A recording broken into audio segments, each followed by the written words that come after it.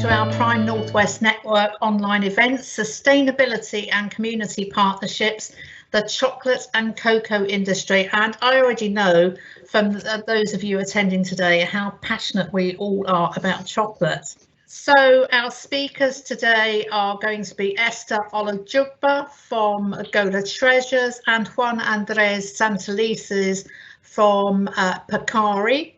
So we'll provide a brief introduction before introducing both speakers.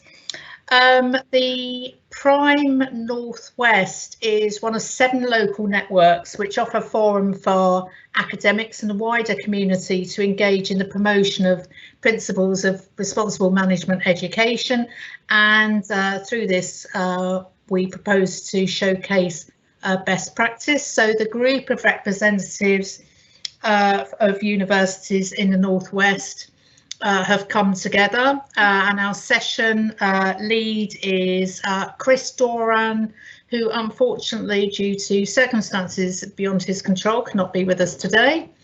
Romas Malavicius, who I'm going to hand over to very briefly in a second for some housekeeping, and I'm Anne Hindley from the Chester Business School. Thank you, Anne, and welcome everyone for our second session for Northwest Prime UK. We're extremely excited to have our guests and our expanding audience. A little housekeeping, so if you are not presenting, we'll ask you to keep your microphones mute. We will have we'll dedicate 20 seconds to each presenter, and then you can use the chat box to post your questions. We'll have a Q&A sessions after when our both presenters will finish. Anne, back to you. Thank you very much. So I'm going to start with our first guest today, Esther Olojugba, founder of Gola Treasures. And Gola Treasures started as a sustainable bean-to-bar chocolate company, working with farmers in the Gola Rainforest to source ethically grown cocoa beans. But I know that Esther has a lot of passion about the subject. So without further ado, I'm going to hand over to Esther. Thank you, Esther. Thank you, Anne. And thank you all of you, and welcome, and thank you for having me on here. If I mention the country Sierra Leone, what springs to mind? Is it the mudslide of 2017? Ebola of 2014? Or would it be the civil war that started in 1991 and lasted over a decade? What you may not think of is chocolate, sustainable chocolate, or innovative businesses. Now, you may or may not know anything about this beautiful country that has a population less than the size of London. Imagine that for a second.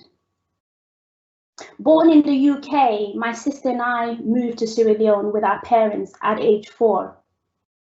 I had good child memories of the first 5 years of living in Sierra Leone. But these memories were quickly eroded by the horrors of the next 5 due to the civil war. Mum had a difficult decision to make, but knew she had to send us to safety. So she sold all she could to raise funds and purchase 2 one-way tickets for my sister and I, who at the time were 20 and had never been given any responsibility at all. And now she was left to look after me, age 14. Not long after that, we lost communication with our parents. Good afternoon, listeners. My name is Esther Olojugba. I'm a proud mother of 3, a wife, an entrepreneur, someone with a passion for building sustainable businesses, a business opportunity strategist, and I currently live in Cheshire with my wonderful family. Slide 3, please. It was on the way back home from my father's funeral in 2008 that I decided on the plane I was never going back to that country again. Traumatized by war and the sudden death of my father, and with my mum living in the UK with us, I felt there was nothing there for me anymore, no one to return to. I shut that door, or so I thought. However, a few weeks prior to my father's death, I remember vividly a conversation I had with him. I had just qualified as a nurse, and feeling excited, I shared my achievement with him.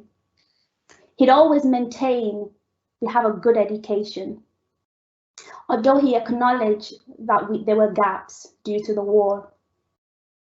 For me, this was a huge achievement and a stepping stone, as I really struggled to fit into the educational system. This time, though, our conversation was different. After sharing my joy with him, he simply said to me, "Sister, do business." He always referred to me as sister. Next slide, please. I guess those words never left me. While my husband and I started a business 2 years later, fast forward 10 years, there I was on another plane heading back to the same country I'd vowed never to return to. With no reason at all, I was drawn to go back.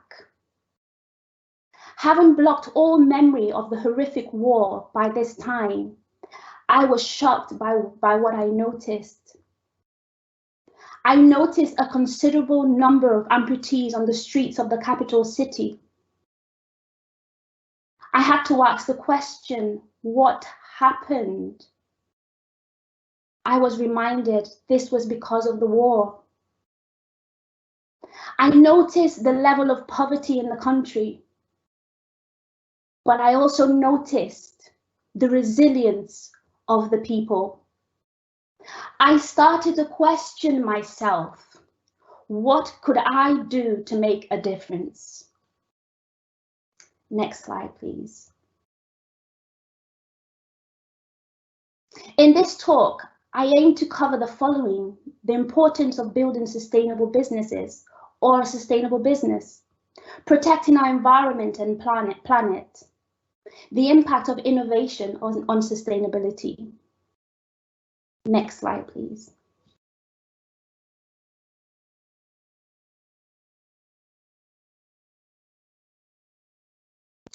I never got a chance to ask Dad, but my guess of what he discovered before he died was an understanding of the capacity and the power that businesses have to do the following: to build a more inclusive and equal world where everyone wins, the ability to innovate for the benefit of others, to create value and bridge the gap. Whenever we had a conversation, he would always talk to me and tell me about difficulties people were facing in Sierra Leone. At the time, it didn't really mean much to me because, like I said, I'd shut that door. Next slide, please. After returning home to the UK, I decided to take another trip out to Sierra Leone in 2019. This time it was more intentional. I was searching, I was asking questions, I was looking for opportunities. I got to realize that people needed help. They needed skills and a livelihood. I started to research, looking at what the country produced in terms of raw materials that we could process and use to build sustainable businesses. I also thought to myself, they needed to be equipped with skills. When I got back in 2019, I started traveling up and down the country, acquiring different skills. I was desperate and desperately searching for answers. I just wanted to make a difference. One of the things I learned how to make was chocolate, and I fell in love. Further research revealed There were a group of people in Sierra Leone living on the edges of the rainforest and were growing sustainable cocoa beans while protecting the rainforest at the same time. And if I may mention, Gola means forest in my native language. Interestingly enough, I got to realize the rainforest wasn't too far away from our village. Dad wanted us to have a sense of belonging. And this was our go-to place for Christmas before the war. My sister and I were never keen on leaving our friends in the main city, especially at Christmas time. But once we were there, we had a fantastic time. Grandfather had a pineapple farm, and you can imagine pineapples were always ready and waiting for our arrival. We were looked after, considering my father was also the MP of that area at the time. So we had a great time when we were there. Being forced to flee because of the war, the rainforest borders Sierra Leone and Liberia. Before the war, deforestation, mining, unsustainable farming were all common practices done at the rainforest. Yet for 10 years, without man's intervention, the forest was left to flourish and grow organic and sustainable cocoa beans.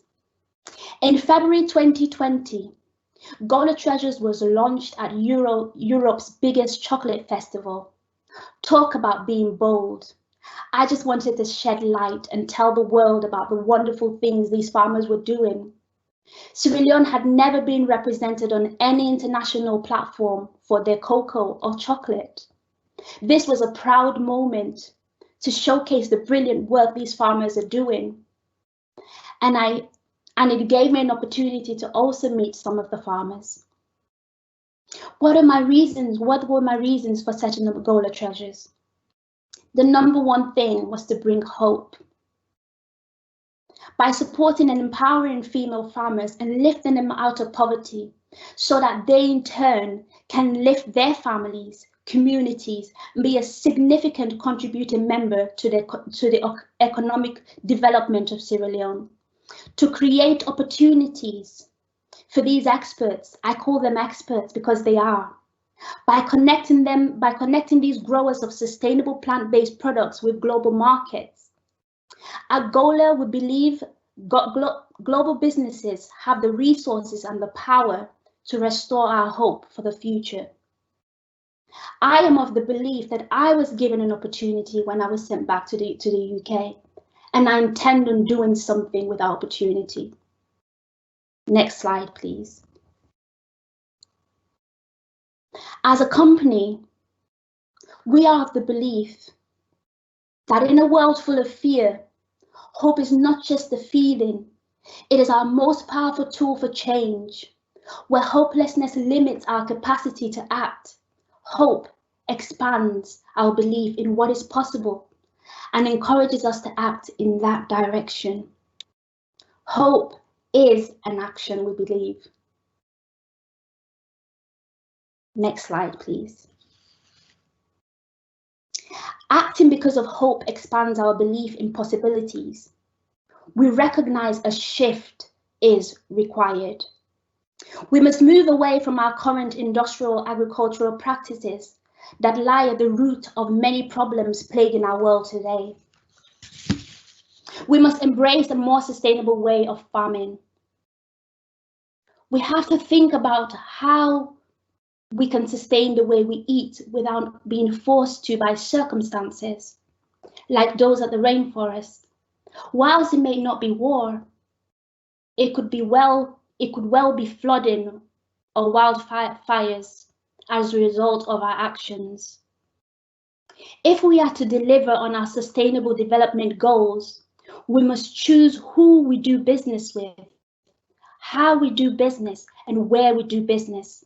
At Gola Treasures, we pay above fair trade prices because we desire to reduce poverty and make a difference in the lives of these women. With part of our profits, we desire to build a more sustainable community investing in the development and empowerment of women, which will enforce gender equality and reduce inequalities.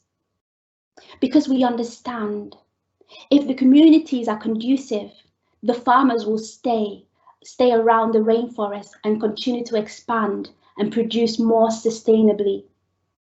We desire to add value to the lives of these women by equipping them to excel in what they are already doing. The shift needs to be actioned. We can no longer just talk about it. I went, I saw, and now I'm acting. Next slide, please. Uncovering value. The past year has challenged my thinking by looking at the products from a more innovative perspective. Firstly, by looking at farmers with an approach of creating value for them, with the notion of I see you and the untapped potential that is yet to be uncovered, and I want to help you unleash the potential you carry. Secondly, I've been looking at ways of creating maximum impact for the farmers from an R&D perspective and discovering ways in which the product can be used to appeal to both B2B and B2C markets. Working at Now Foods at the University of Chester will also only reinforce what I'm trying to do. Next slide, please. Our values at Gola. We believe hope is the most powerful tool for change. Empowerment. We believe that by providing access and agency, we can empower women to lift themselves out of poverty. Connection.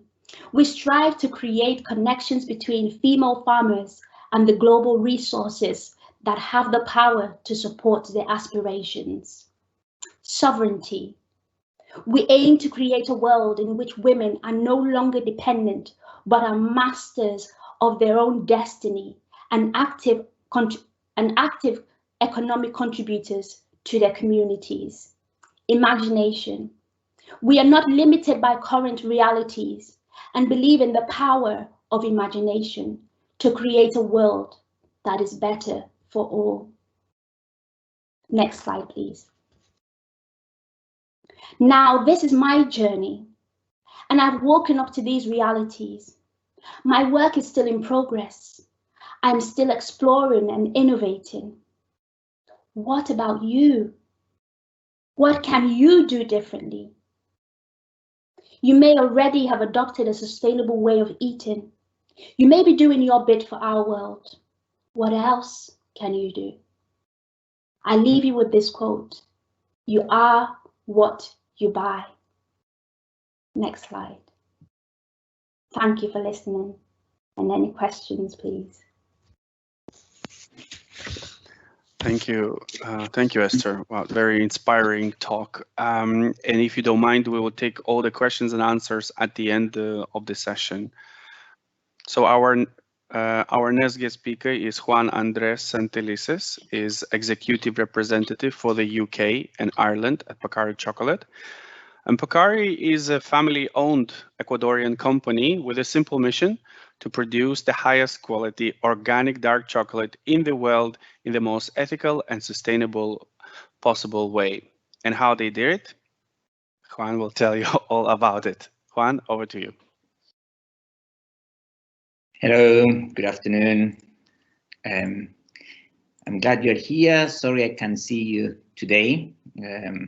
This is the changes we have to face these days. It would be nice to also be in the same room with all of you and see your faces and get that feedback from your reactions of the presentation, for example, from Esther, and what I will tell you a little bit more about Pacari.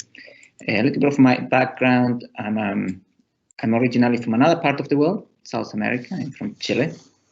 And during my life, my childhood and my teenage years, I faced also one of the most atrocious dictatorships in South America, Pinochet dictatorship, and they implemented one of the most unequal economical models based on the Chicago Boys school, and that started to thrive me about the inequality I saw in Chile at the time, poverty and richer getting very much richer and the poor being behind. So, and the other passion I had was nature all the time. So when I went to decide what to study, I decided to go into forestry and engineering forestry. And then by my end of my studies, I saw, well, where do I want to go? What do I want to do? I want to do a bit of bringing that passion of social injustice together with businesses. And that's why I started to approach, and I saw there's so much work to be done in this new way of trading that I wanted to get involved with. It wasn't much there at the time, talking about the late 90s. And so approached indigenous communities, small farmers, and started to see there was plenty of work to do, that they do a great job on the field, but they're still stuck in poverty, inequalities. And there were many reasons behind that, from access to information, capacity, access to ethical finances, etc. So that has led the last over 25 years of my life working in ethical and sustainable trade. And next slide, please. And in this journey, in 2014, I came across this company called Pacari, which in their local language, Quechua, Pacari means nature. And that's what they want to represent. And the logo you have there is not a 21st century design. It's a 3,000 years old figure in some caravans in Ecuador. And you can see there nature, people all working together.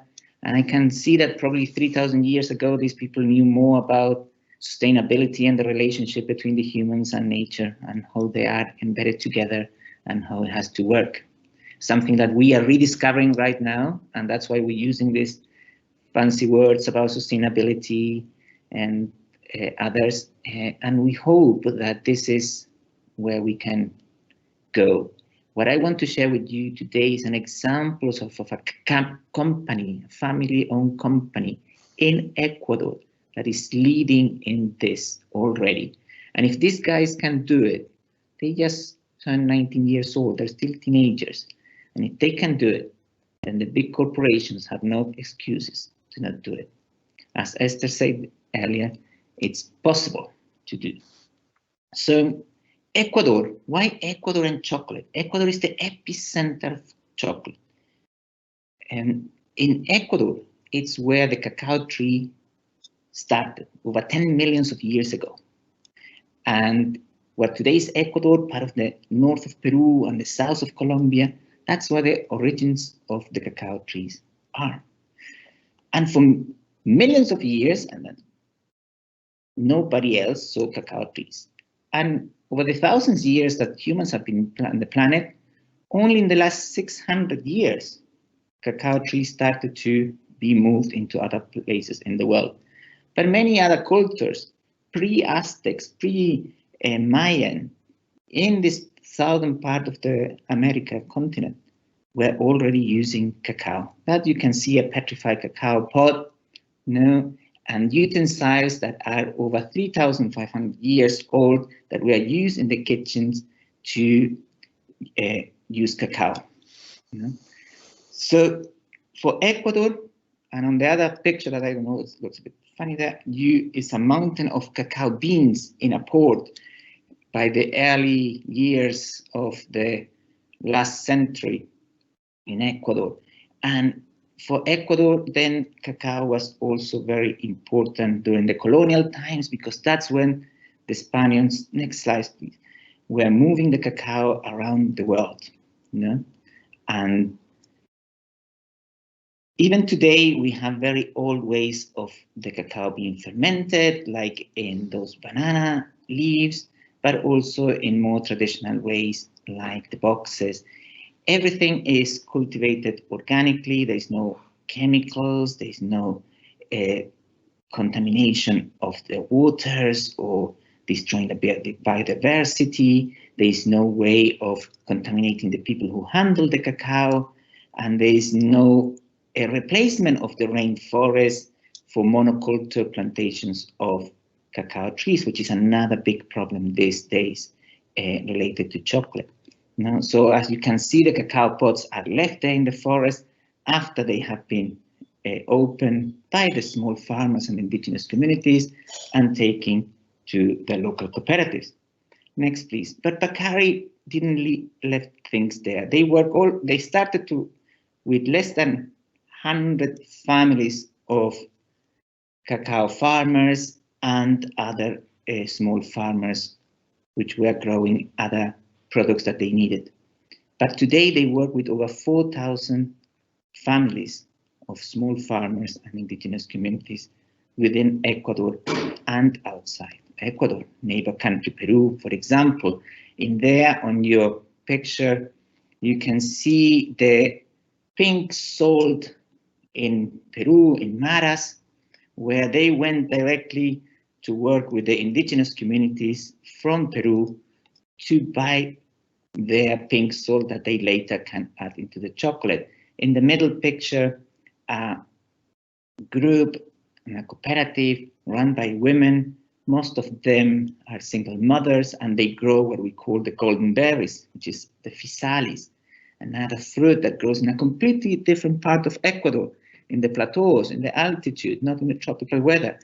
And again, empowering those groups to help them, having capacity training, etc. every time, bringing them new resources, new understanding on how to cultivate better organically, helping them to access the organic certification, who takes time and money, and all that done in a direct way without any intermediaries. Next, please. So we have here also the capacity to react at the same time that things happening. In 2015, Ecuador had one of the worst earthquakes in their memories. Over 1,000 people died in that earthquake, and many of the farmers lived in the most affected provinces in Ecuador by that earthquake, Esmeraldas and Manabí. And Pacari went straight to the ground to see what was needed. Instead of thinking in a big capital, we're going to send loads of bottles of water or this or bricks, etc. They went and asked, what do you need, guys, from us today? And one of the main answers was, we need for drinking water. The water sources have been contaminated, and if we don't have proper water, we will get diseases like cholera, etc. And then we can't work, we can rebuild, and it's as simple as that. So how can you do it? Well, with water filters, because the water is on the flow, it's on the rivers, but we need to purify it. We don't want plastic around our environment with hundreds and hundreds of bottles of water coming from companies like Coca-Cola and others. We want this. So we ran a campaign. Thousands of water filters were distributed in the ground quickly, and we started that. And then other requirements came, but that's possible when you only have a direct relationship. Next, please. And there's some simple quote here that the most productive work comes from happy people. And happiness, it's also based in trust, in relationships, and sadly, the chocolate industry has lost that connection. There's plenty of middlemen, and today is still inconceivable that all the big corporations involved in the cacao production are related to slavery and child labor. Hundreds of thousands of kids in child labor, especially in regions like West Africa, Ghana, Ivory Coast, and other countries. but doesn't mean that it's exempt in other regions in the world. South America is one of the places where we are close to say that has been eradicated, although we can talk with that certainty all the time. But it's a challenge for me that in the middle of 21st century, we are allowing ourselves to have those chocolates in our shelves, and many of people still buying them. Perpetuating these abuses is unacceptable. So that's a challenge for you today. As we were saying, what can you do? Well, I'm sharing the information today with you. You can accuse now be ignorant and then decide to go to some of those brands without thinking of your impact. Next, please. So Pacari has to show the rest of the world what they're doing. And because sadly in this model now that we are in, the people who are doing well or doing good, they have to show they're doing good. They have to get certifications, pay for them, they get auditings, etc. Show the traceability and be transparent of what they're doing and how they're doing. Where the people who and the companies who are not doing good and are using child laborers, are deforesting the rainforest, are keeping thousands of people in poverty, they don't have to be that transparent. They don't have to show, they don't have to pay extra for it. I would love that in a chocolate bar, like this Pacari one, instead of Pacari having to pay for all the certifications and everything, we could have other business saying, oh, thank you for buying this chocolate. Our supply chain involves child labor. We destroy 200 hectares per minute of rainforest to have a plantation of cacao that you will enjoy in this chocolate bar. And we pay so many pence per kilo to the farmers so we can keep them in poverty. Thank you for supporting us. Because that will be the truth. Sadly, that's not how it works. So Pacari has been working with systems like B Corporation, who certifies them in many different areas like the ones you can see here on this slide, and had one of the highest ranks within the chocolate companies that are also considered ethical. It has been working, as I said, from the beginning as an organic production, was the first chocolate in the world to get the biodynamic certification, and didn't want to start buying fair trade certified cacao per se, because that could be done also by companies like Nestle and others who don't have an ethical approach. So what they did instead was to pay always more, between double and 3 times more. And next, please. And also certify themselves as a fair trade organization, with the WFTO standards. That again is something that only organizations who believed in fair trade, but not as a greenwash, can do. They have to put people and planet first before profits. And this is what this company has been doing for the last 19 years.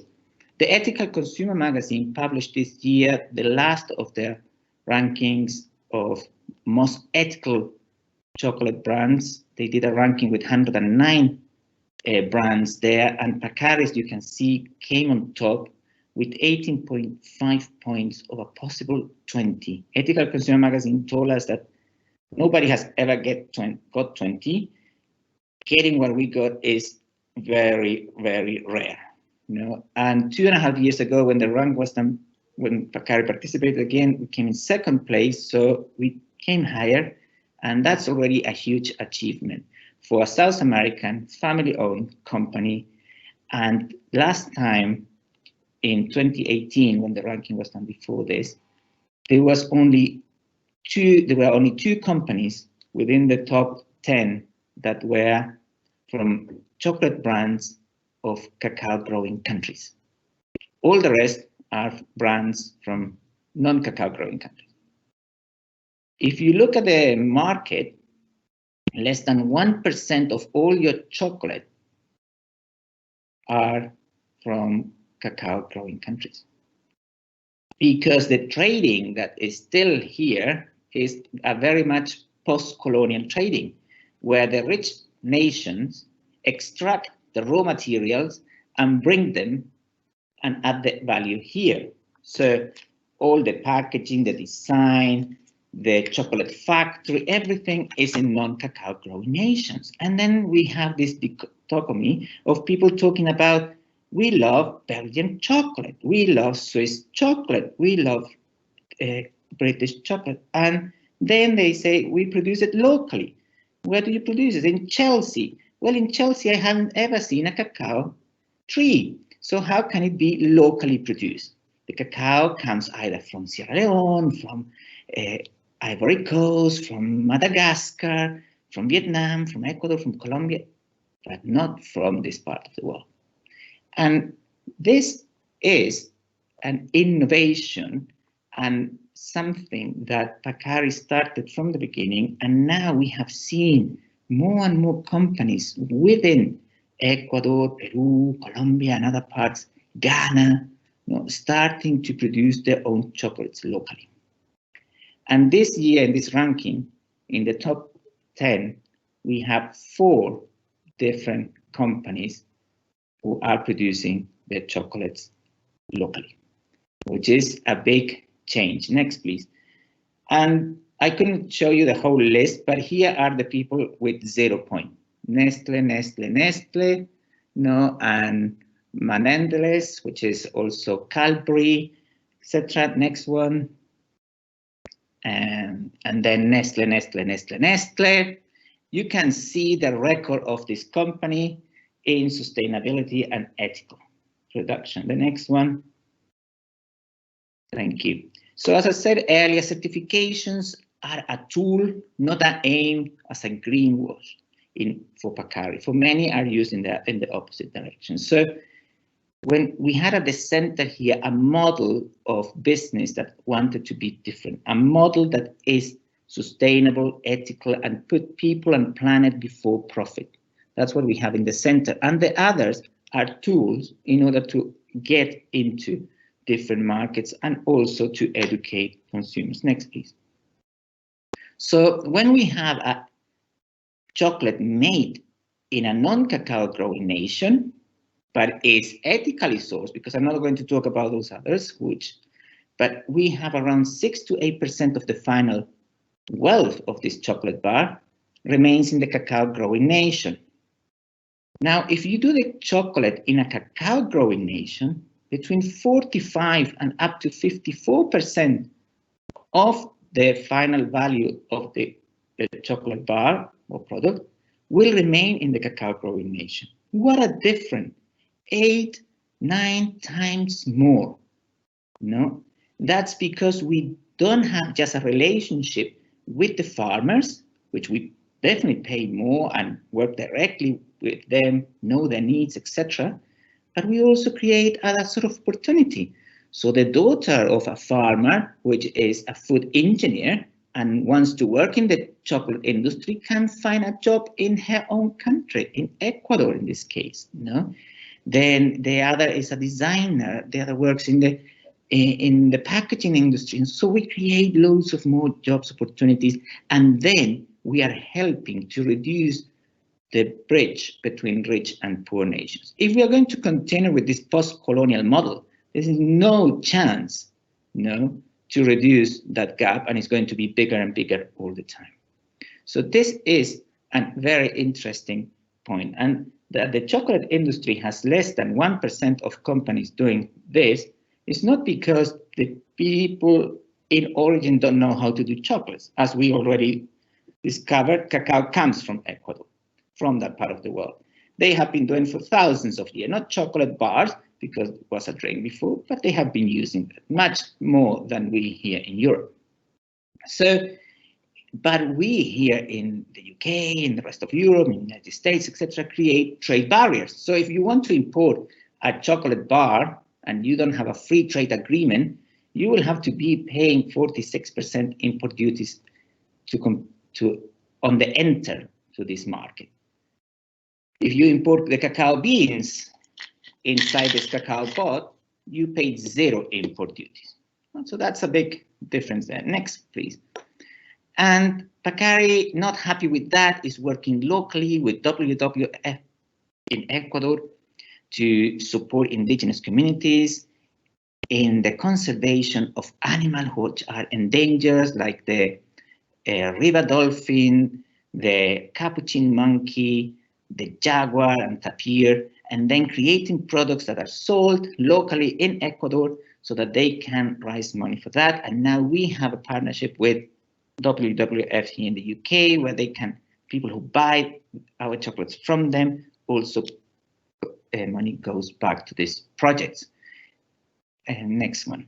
Creating other added values in Ecuador on the chocolate are like this community tourist center for people to visit and learn about chocolate, how it's made, to produce the first chocolate bar, to stay with the local farmers, have lunch together, go and visit the farms, harvest your cacao pod. So tourism, another service, another tool to generate income within the community, you know, and to show how things are really done. We could be here for hours talking about this. Time is on now. Please, next one. And I just want to invite you to our website to learn more about Pacari, to get in touch with me if you want. As I said, I have over 25 years experience in ethical and sustainable trade, and I agree to represent this brand for the UK and Ireland because the ethos of this company, and I can really recommend you the quality as well.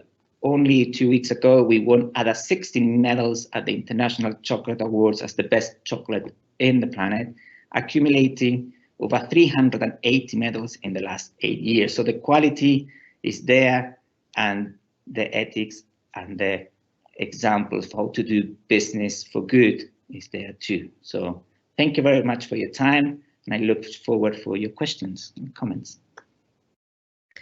Thank you very much to Esther, and also to Juan as well. That's been really exciting, and I've certainly enjoyed listening to you guys today, and I should be looking at the website and definitely tasting the chocolate. We're going to do a Q&A session now.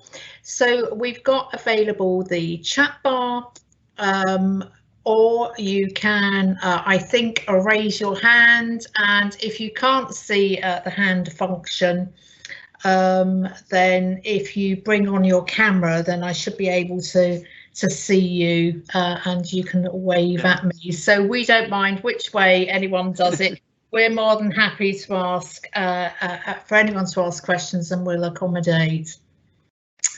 So I'm going to start with a question for Esther, and then I'm going to ask one to Juan.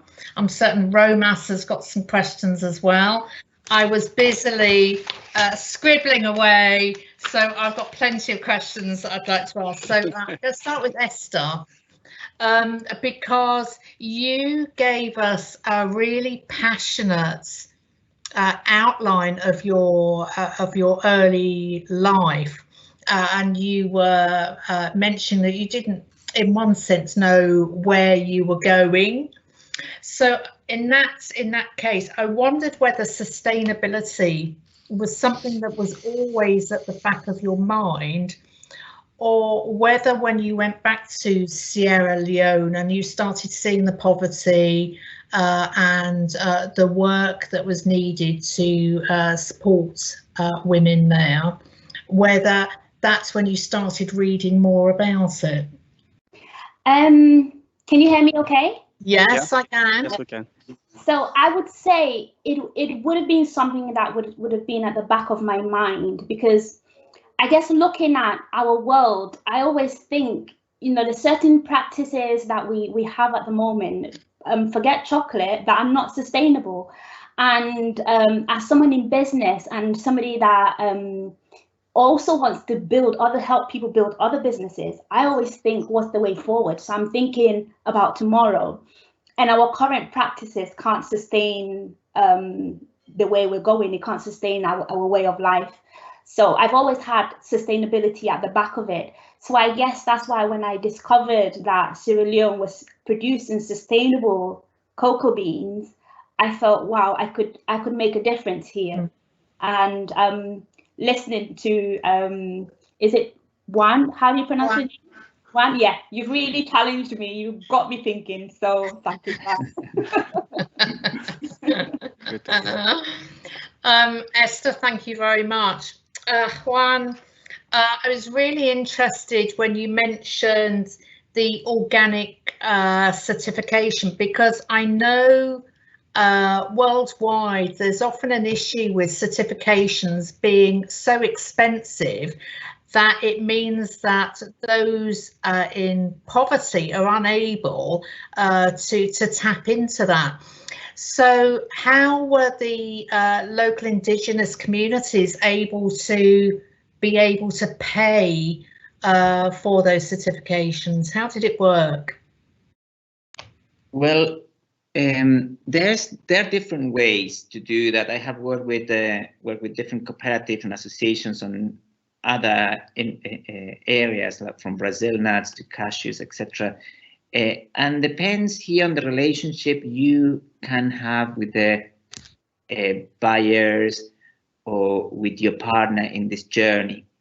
So in what we have done in many cases is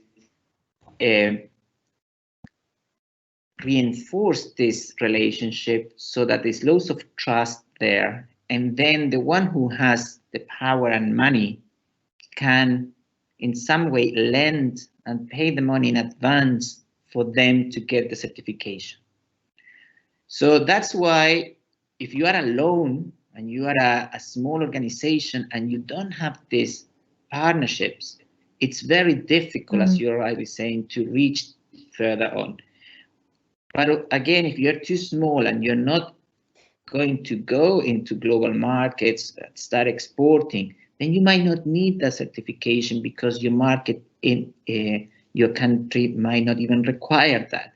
And you might need another process of verification, which is much cheaper. So that's when I say certification are not an aim. They have to be a tool for something, the tool to reach these markets. You know? And if we are going to reach those markets, we have to build those partnerships. In this case of Pacari, Pacari helps the indigenous communities or the small farmers organization to pay for that certification. Through those 3 years, sometimes they have to go for a process of transition until they get it. And then, but at the same time, they're paying more for their cacao. They're getting extra income.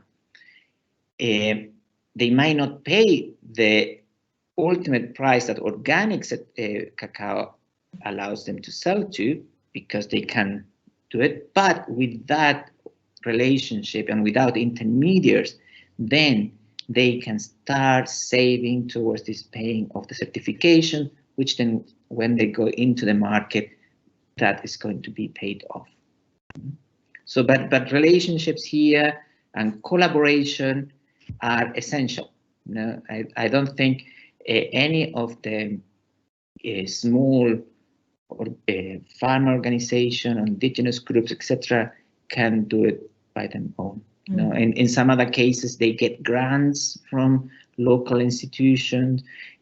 Sometimes ethical financial institutions can come in and support that. There are different ways, but I hope they have answered that. Thank you very much, Juan. I've got a question from one of our attendees today. So Hala would like to know from both of you, so we'll start with Esther and then go over to Juan. Which tools do you use to measure your social impact?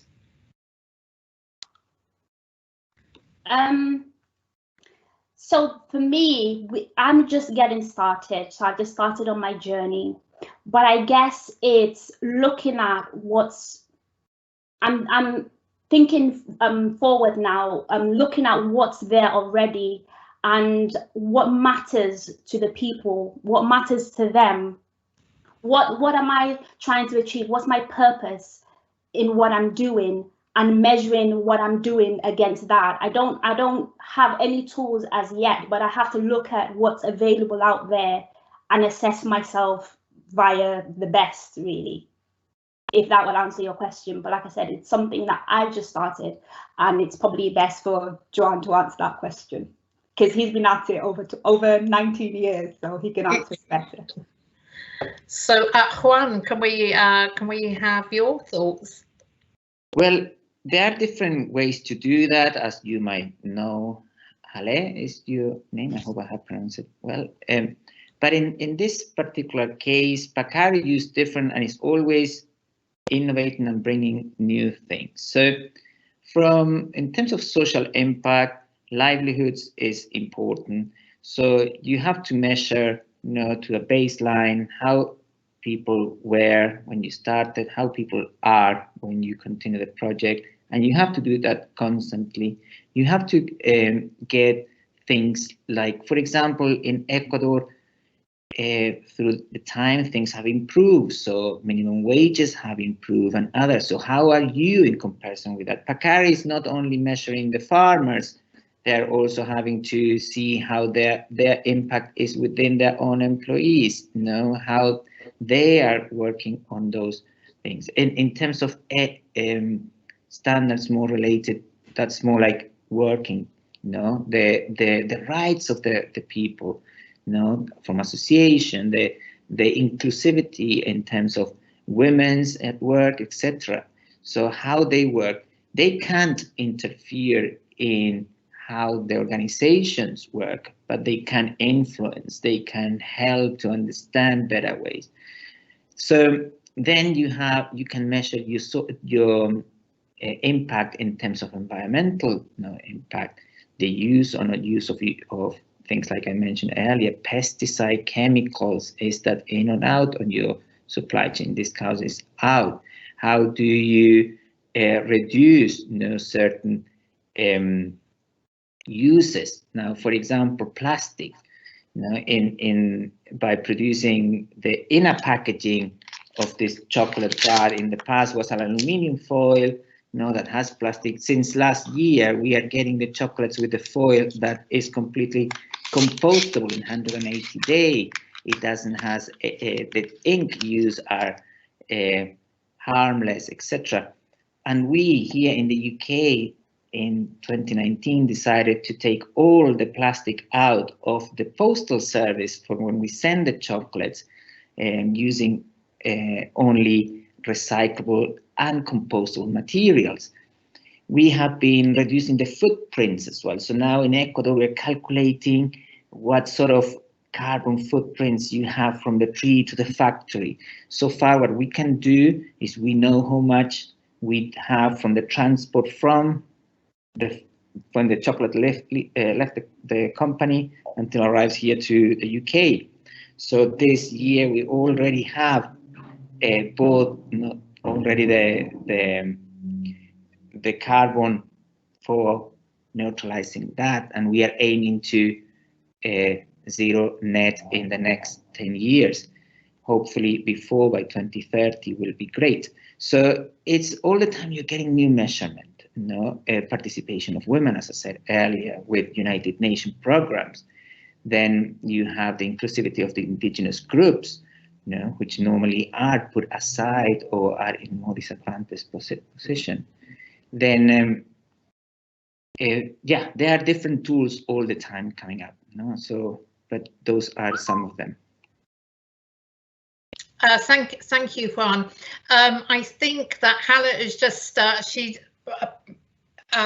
given another question, but has said that perhaps you're already answering that. So the question was about, given that Europe tends to eat, the global consumption of Europe is about 45% of chocolate, and possibly quite a lot of that is in my own household.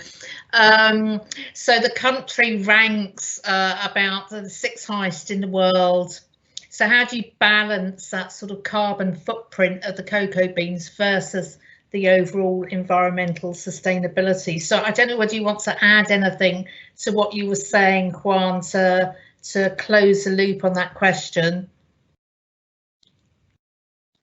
Well, it's going to be different for different supply chains. You know, when you have a chocolate made with cacao that comes from a monoculture plantation that are already involved in the clearance of the rainforest, that has a higher percentage of carbon footprint. You know, by cutting all those trees and planting cacao, we are not doing any favor to the planet. You know? So the model that Pacari uses with small farmers who don't have monoculture, they work within the rainforest, preserving the rainforest and thereby biodiversity. So, as I said earlier, at the moment they're embedded in projects where they are trying to go, because they buy from different parts of Ecuador, getting the right numbers so they can see what can be done in order to even reduce more the carbon footprint. Now, by making the chocolates in origin, you also reduce that impact, because you're not bringing bulk cacao beans, but you're bringing final product. This bar, 50 grams, has several beans in here, no? And we use much less space. Therefore, and there are other reasons. So by bringing it with the final product from Ecuador, we already have reduced, you know, the carbon footprint in comparison with the same chocolate bar if we will have made it here in the UK. And then, as I said, we can do other things as importer to work out what else can be done to minimize and reduce the carbon footprint by using different materials, you know, in our packaging, by using certain type of energies. We have now all the energies we use here in the UK are from renewable sources. We don't pay for companies who have in their remit fuel or nuclear. You know? So there is loads of things we can be doing. We have been involved in tree planting projects as well, which are not reducing the carbon now, but will be reducing in the future. So, and as I said, we buy from certified projects the amount of carbon that we use in the transport to here and in our operation today here in the UK. What we are going to also include in our online shop is a tool that will calculate the carbon that is used from delivering the chocolate bar to your address, and we will allow you to neutralize that by yourself and see how that also works, and see how much is each consumer willing to also cooperate in this new way. So, and I'm certain there are going to be more things we can do, and we will be learning and exploring and doing. We are a small company in Ecuador, and we are a very small company here in the UK, but we are certainly feeling that we are leading in many ways. Thank you, Juan, and then thank you from the audience for a very detailed answer. Ronas, I realise that we've just ticked over past 4 o'clock, so I don't know whether you had any questions, or whether you want to extend or whether you want to wrap up here. I definitely would like to ask just very kind of briefly short questions. So question for Juan, what are those challenges that you are facing, and how is linked with, you know, recovering from COVID, etc.? So how that will affect business? Well, there are plenty of challenges, and we have, because this is a supply chain and has 2 ends, the challenges are in both ends. Let me start with the challenges here in the United Kingdom. Brexit is horrendous things that happen, and is so badly managed and so much incompetence there that it has affected the business already. Already we lost 39% of our online shops orders. We, until December last year, 39% of the people who were buying from our online shop were based in the EU. We don't have that business anymore.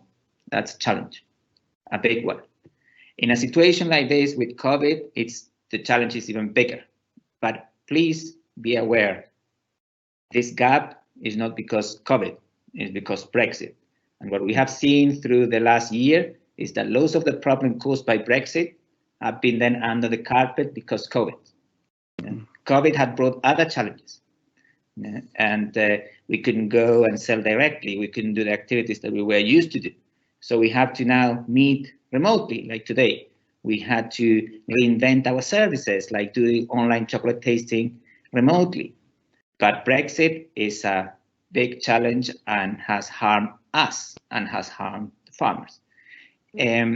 We hope that the recovery is going to be a green recovery, that is going to be a recovery that allows us to think differently, and we are trying to do, as I mentioned a bit earlier, step by step, as much as we can to go into that and be not happy with what we just did and not content there, but move forward all the time.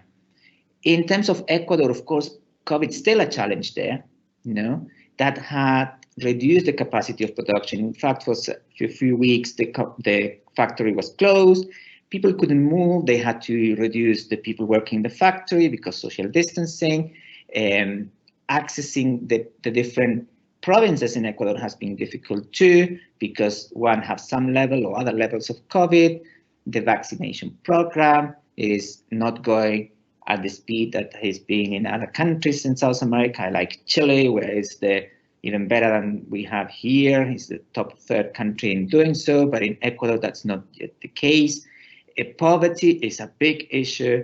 Access to health, access to certain services and support in countries like Ecuador and others who are even more poor than Ecuador is going to be a big challenge for the farmers and for the cacao and chocolate industry.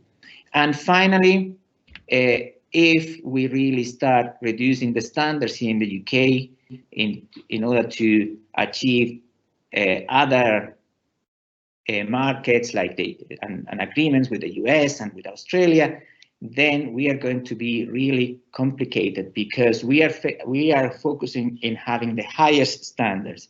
We are trying to bring the best possible. We are trying to do the less harm. But if we are going to have those standards washed out in order to have one or another sort of free trade agreement, then we're going to be in serious problem, because the companies who do the harm are going to be able to even sell more, do more, and the people who do for good, the people and companies who are here for good, are going to have loads of profits. Thank you very much. And we would like to finish a bit also with more positive note. And my question would be, my last question would be to Esther. And Esther, you've been, thank you very much for sharing your journey and your motives, why you are on this journey. But wanted to ask you, what would be the key advice for other business owners, not maybe particularly operating in chocolate industry, but what would be your advice to build more sustainable business in the future? Wow, okay. Firstly, I've had challenges in doing business this way. As you would know, because when you're a startup, you always find it difficult to have people that want to work with you, because you want to use sustainable ingredients, and they say, well, the highest amount we can do, how many thousands, and you're not ready to fork out that amount. So, but I think it's to have a belief and know why you believe in that way, why are you thinking that way? Because we can't think any other way. I don't think we have an option anymore to say, oh, I can just start this. I think start as you mean to go on is what I would say. And as you go along, things will open up. It doesn't mean that because the obstacles there, you can't overcome those obstacles. But I would just say, don't give up and just keep on and keep on doing what you're doing. Yes. Thank you very much. That's very nice, and it's a nice way to kind of finish our presentation. So, so that is it for our session for today. And again, on behalf of our team, Chris, Anne, and I would like to thank you, Esther and Juan, joining our afternoon and really sharing your experience, insight into chocolate industry and various collaborations. Of course, I would like to thank you to all the audience and putting this question forward. And finally, I wish everyone to have a lovely afternoon, and we're looking forward to see you again in PRME UK Northwest Network events. Thank you very much. Thank you. Thank you.